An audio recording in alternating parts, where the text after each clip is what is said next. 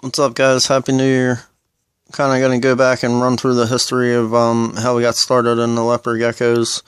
We actually owned them years ago and pretty much just had a bunch of pet store geckos. We kept as pets.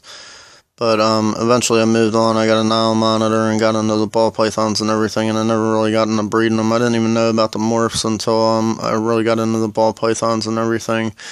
But we got a small group between Packline at Luxurious Leopards and Josh Spears at Monstar Reptiles.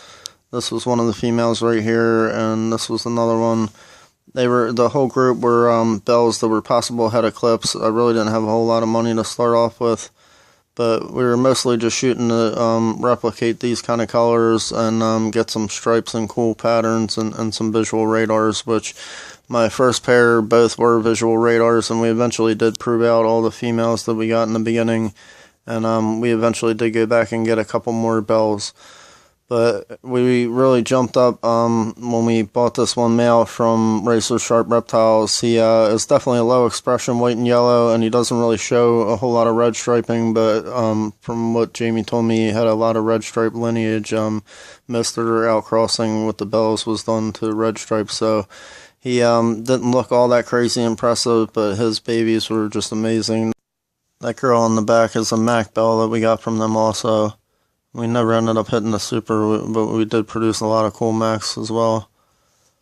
But we did start hatching out some red stripe looking stuff, and we held on to some of them, and I actually have some babies from this other female, the next one up. We just hatched her last clutch this morning. She turned out amazing, obviously, so I can only imagine how her babies are going to look when they grow up. The next major pickup was our Inferno male. We got him from Dave's House of Reptiles. He does the send straight from Packline's Infernos. And we also got a female that was from an Inferno pairing to a red stripe female that was throwing a lot of paradox stuff. And we actually got another female also that I don't have in here right now, but I've shown many pictures of her, and they were the mothers of all of our straight Inferno stuff. We actually did manage to reproduce some paradoxes of our own. These are girls that I produced here, and everything from them just turned out so awesome. I didn't know how I was going to work out with having females that weren't all that bright tangerine, and Dad definitely pulled through, and we had some incredible babies.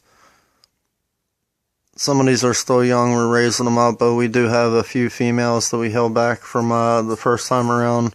This girl right here already laid her first clutch of eggs, and then we have one other one. They're both visual paradoxes, so I'm pretty excited about them. Another cool thing we got going on this time of year is the black pearls start to ovulate. We actually already hatched the clutch from the girl in the back there, but we'll get to that later. These are just straight black pearl charcoal females, and this girl is as well. Josh Spears actually hooked us up with this one at the last Hamburg show. And she's definitely pretty dark. She may even be darker than my older female. But this was one of the males right here. When we first got the black pearl females, we bred them to my Inferno male because I didn't have a black pearl male to breed them to. And we produced a lot of cool stuff. Some of them are very dark actually. And this male darkens up a good bit. He turns a pretty funky green color. This female right here, she's a little bit darker now. I got some pictures of her the other night when she was a much lighter phase. But you definitely get to see the color change big time. And that's one of my favorite parts about this whole project is these guys can look different over a matter of hours. You go in there 1 minute and they can be very dark and then lighten up on you, and then vice versa. But it just makes them very unique, and you get a lot of different looks out of the same gecko, which is pretty awesome. It's just an extra added bonus to watching them grow up. But I just posted pictures. This was from today, and I posted pictures of this guy yesterday, and he was definitely a totally different shade. He was more on the lighter green side. But I have two males. Hopefully I have two males. This other one's not a definite. They are still a little bit young. But as long as these are both males, this is the one I'm going to hold on to for now. And he definitely gets the darkest out of any of the males I ever produced. And now these are more or less 75% from the black pearl charcoal cross. So we're trying to breed the Inferno out of them and get back to more Black Pearl charcoal influence. But like I said, I got some cool pictures to show the color change. It is kind of like a mood ring thing, with just like the blizzards, where it depends on their mood and where the temperature they're in. Sometimes when they're out and they cool down, they definitely change a little bit. As you can see, he's got more of a like copper color here, and then definitely like a totally different, more like a charcoal color. And then this is like kind of like that light green phase, probably the lightest they get. I did want to kind of stay in order, so I do want to show my little dwarf girl here, and this is a whole separate project with our bell stuff. But I'm going to do a whole separate video on that because her last clutch is due to hatch any day. So we're going to get back to her. But anyway, this was one that we produced from our original male back to one of his daughters. And she's not just a small gecko, she's definitely genetically a dwarf. But anyway, we're going to wrap it up with this guy. He's one of my favorite males that I produced from my original white and yellow male.